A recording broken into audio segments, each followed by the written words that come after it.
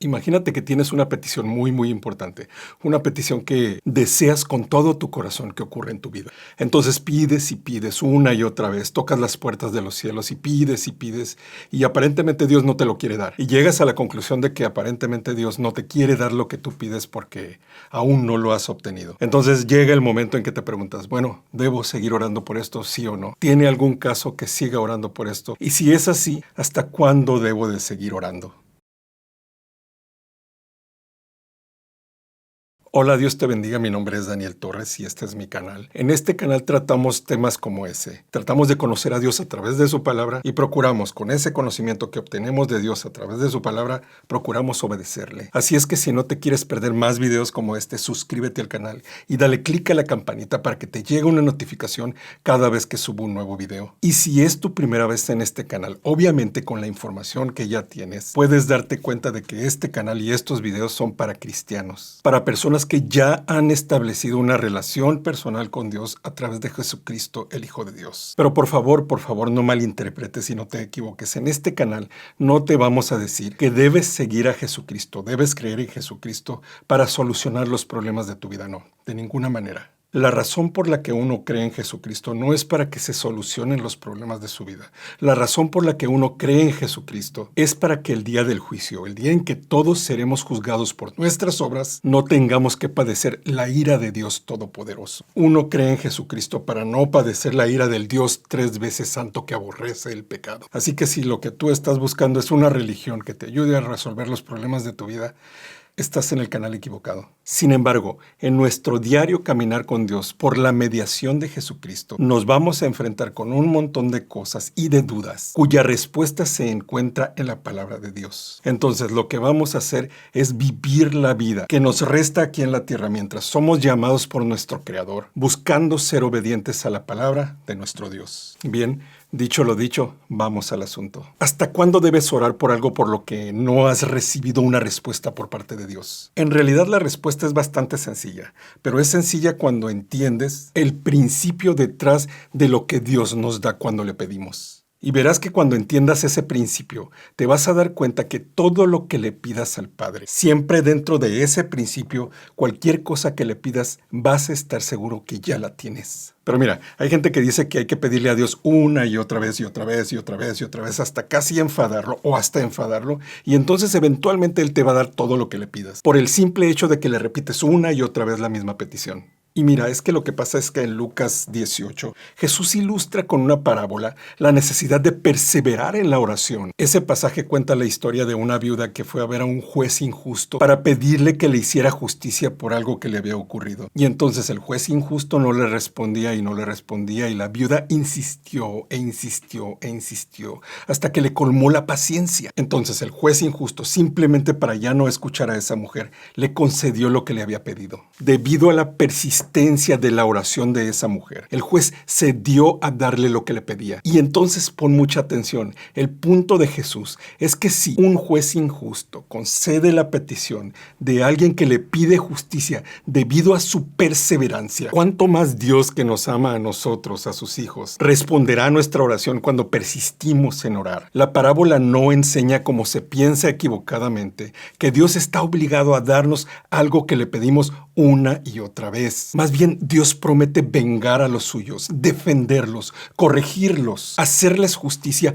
y librarlos de sus adversarios. Pero también Jesús da otra ilustración en Lucas 11, similar a la del juez injusto. El mensaje de Jesús en esa parábola, en ese pasaje, es que si un hombre se molesta a sí mismo para proveer para su amigo necesitado, si un hombre es capaz de hacer eso, ¿cómo Dios no nos proveerá para nuestras necesidades, siendo que a Él ni siquiera le molesta que le pidamos? El punto es que Dios va a proveer para nuestras necesidades. Él no se molesta porque le pidas lo que necesitas, lo que sea que genuinamente necesites. Tampoco ese pasaje, esa parábola quiere decir que Dios nos va a dar todo lo que le pidamos simplemente porque se lo pedimos una y otra vez. La promesa de Dios a sus hijos es suplir sus necesidades, no sus caprichos. Y te garantizo que Él conoce tus necesidades mucho mejor que tú mismo o tú misma. ¿Crees que necesitas una pareja? Dios lo sabe mejor que tú. ¿En verdad es eso lo que necesitas en este momento? ¿Crees que en verdad necesitas eso que le estás pidiendo? Dios lo sabe mejor que tú.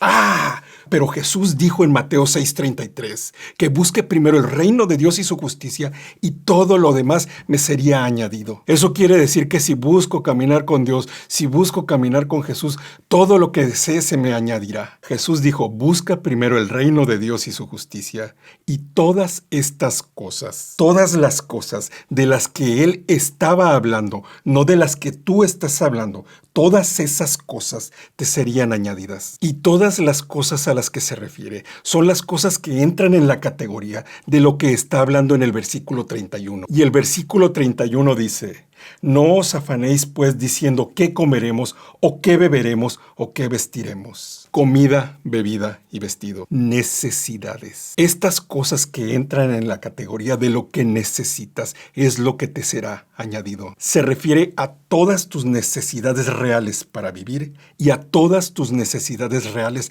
para servirle. ¿Qué necesitas para servirle a Jesucristo? ¿Eres un pastor que está viendo este video? ¿Qué necesita tu iglesia? ¿Necesita una camioneta nueva? Pídesela. Pregunta en un montón de iglesias cómo les han llegado las camionetas y todo lo que necesitan. Biblias, libros, mueblería, dinero para un templo. Todo lo que necesites para el servicio al reino de Dios te será añadido. Busca el reino de Dios y su justicia, hermano, y todo lo que necesites para servir al reino de Dios te será añadido. ¿Qué necesitas, hermana? ¿Necesitas útiles escolares para tus hijos? ¿Necesitas vestido para tus hijos? No estás sola. Tu Padre, Dios Todopoderoso, el dueño de la plata y del oro, está contigo y Él está dispuesto a proveerte.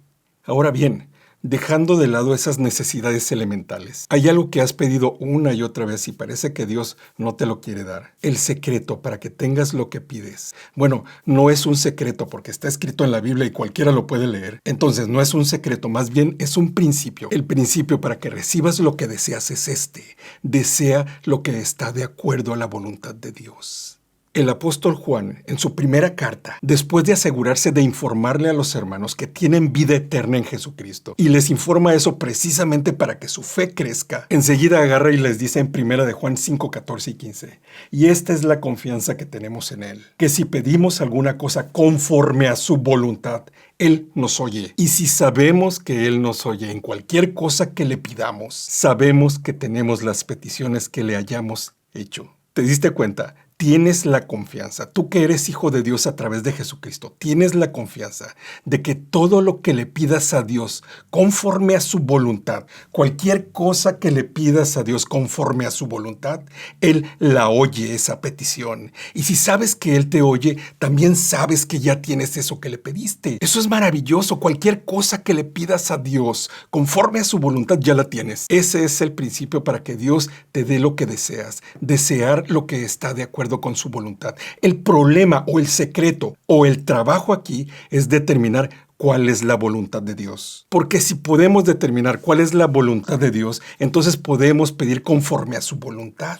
Si no sabes cuál es la voluntad de Dios, no vas a poder pedir conforme a su voluntad. Aquí va a aparecer una tarjetita o aquí, no sé, en un lugar de esos. Y en esa tarjetita te voy a dejar el enlace a un video mío que se llama ¿Cómo conocer la voluntad de Dios? Abajo en la descripción de este video también te voy a dejar el enlace a ese video para que puedas conocer tú mismo, tú personalmente, cuál es la voluntad de Dios, buena, agradable y perfecta. Así es que ya sabemos que debemos pedir conforme a la voluntad de Dios, pero no es tan fácil como parece. Y no es que sea difícil porque Dios lo hace difícil. Es difícil o no es fácil debido a nuestra falta de fe. Te voy a decir un ejemplo bien drástico y bien real de cómo la falta de respuesta nos puede hacer pensar que no estamos pidiendo algo conforme a la voluntad de Dios. Y te voy a dar ese ejemplo para que tú no te equivoques. Si estás pidiendo algo conforme a la voluntad de Dios, puedes estar seguro que lo tienes. Pero, por ejemplo, la salvación de alguien. Dice la palabra de Dios que la voluntad de Dios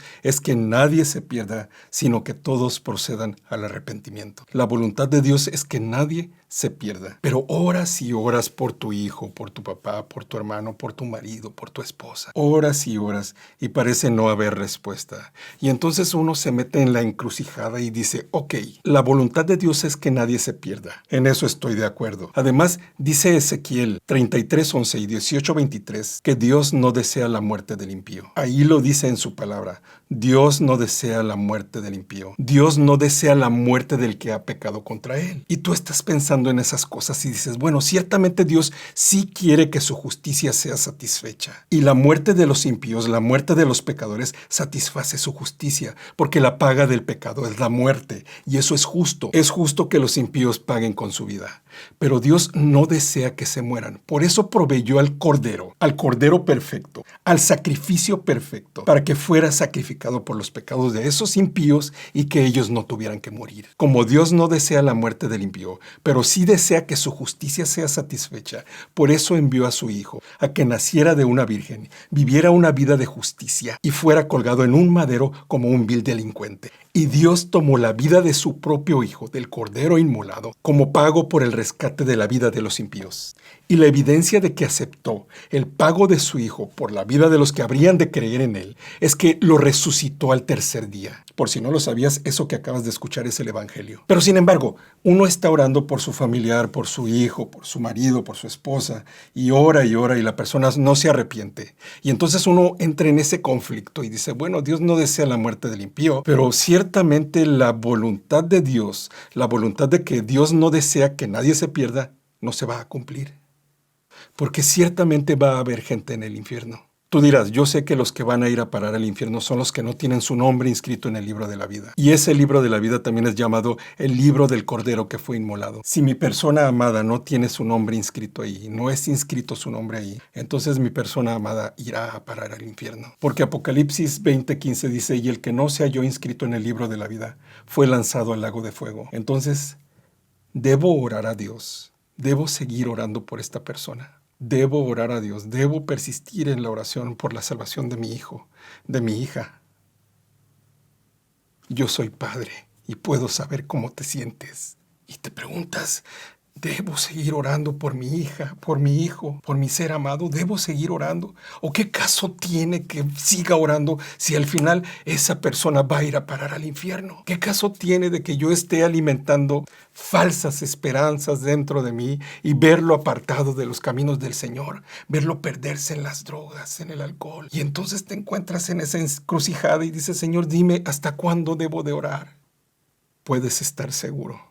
Puedes estar segura, madre. Puedes estar seguro, padre, que la voluntad de Dios es que tu hijo, tu hija, tu ser amado, tu hermano, tu hermana, joven, puedes estar seguro que la voluntad de Dios es que tu mamá, tu papá, tu hermano, esposo, esposa, puedes estar seguro que la voluntad de Dios de que tu cónyuge se arrepienta y crea en Jesucristo para salvación es firme. Esa es la voluntad de Dios. Al final va a haber personas que no se arrepientan, sí, pero tú insiste, derrama tu corazón delante de tu Creador, toca, arrebata las puertas del reino de los cielos. No puedes dejar de orar por esa persona, no lo hagas. ¿Vas a vivir para ver su arrepentimiento algún día? No necesariamente, pero Dios se agrada que le pidas conforme a su voluntad.